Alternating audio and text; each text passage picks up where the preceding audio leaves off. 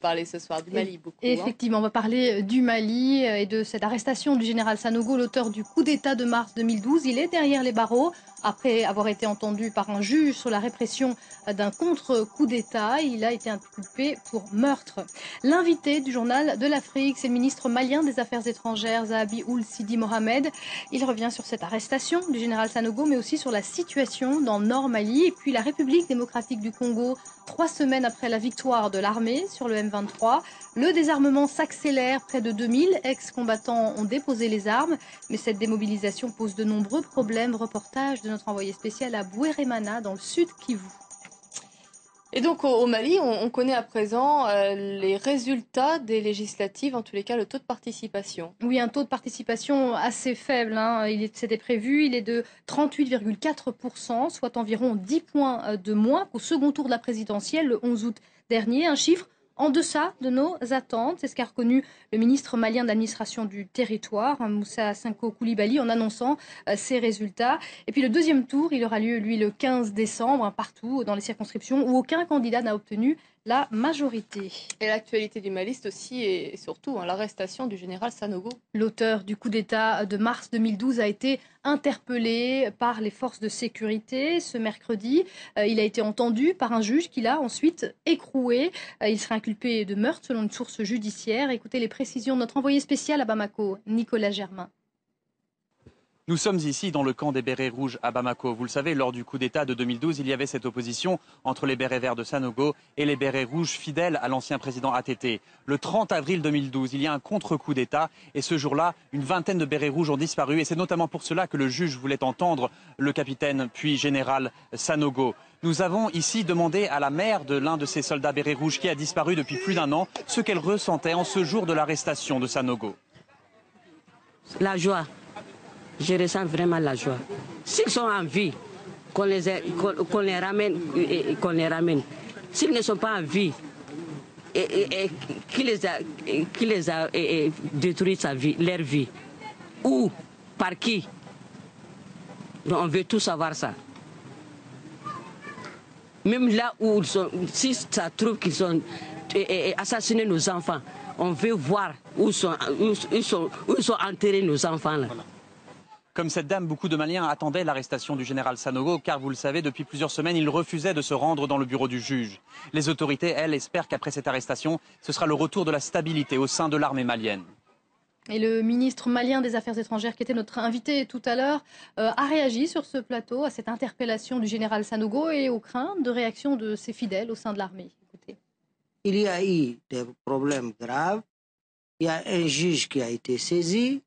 Ce juge a procédé à des enquêtes, des interpellations, et la justice suit son cours. Mais les Maliens sont très lucides par rapport à ces problèmes et ils laissent faire leur justice. Je crois que ce qui est important et que le président de la République, El Haj Ibrahim Boubacar Keïta, a eu à dire, que la justice sera appliquée et que lui, le gouvernement et lui n'interféreront pas dans les questions judiciaires. Donc moi je crois que les Maliens sont très lucides. Vous savez, chaque fois qu'on dit que le Mali, il y aura ceci, les bérets verts, les bérets rouges, les élections, on ne peut pas aller faire des élections, les gens ont vu que c'est un peuple mûr qui sait là où il va et les Maliens ne sont pas pressés pourvu que justice soit rendue.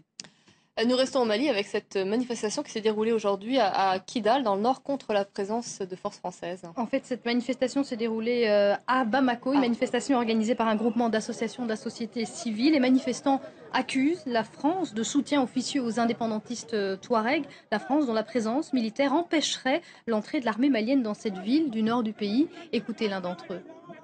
C'est que la France fasse aujourd'hui de laisser l'armée malienne rentrer à Kidal et puis patrouiller dans les rues de Kidal et puis sécuriser la population à Kidal. Comment vous pouvez penser que c'est l'armée malienne qui est cantonnée chez lui à Kidal et que les bandits, on laisse les bandits vaguer partout?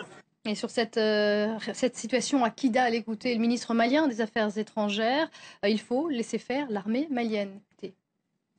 il n'y a pas de différence à Kidal. Kidal aurait pu être comme Gao et Tombouctou. D'ailleurs, Gao et Tombouctou sont beaucoup plus difficiles à sécuriser que Kidal, qui est une petite bourgade de 30 000 habitants.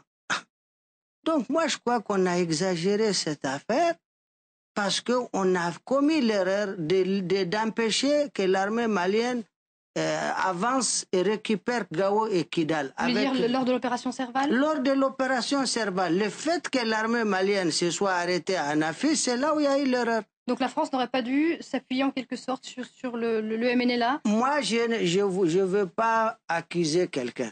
Je constate ce qu'il y a. Ce que je veux dire, les Français nous ont aidés. Moi, je ne suis pas d'accord qu'on oublie tout ce qu'ils ont fait pour nous. Mais j'ai dit que l'armée malienne peut assurer la sécurité à Kidal, au même titre qu'elle l'assure à Gao et à Tombouctou.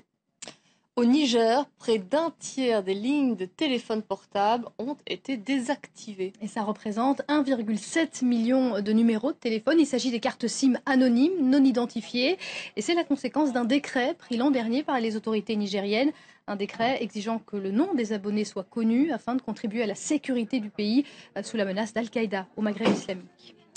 Dans l'est de la République démocratique du Congo, la défaite du M23 au début du mois a accéléré le processus de désarmement. Et pas seulement le désarmement de cette rébellion du M23, mais aussi d'autres groupes armés en tout genre. Près de 2000 ex-combattants ont déposé les armes depuis 3 semaines. La plupart transitent dans une ville du sud Kivu, Bouéremana.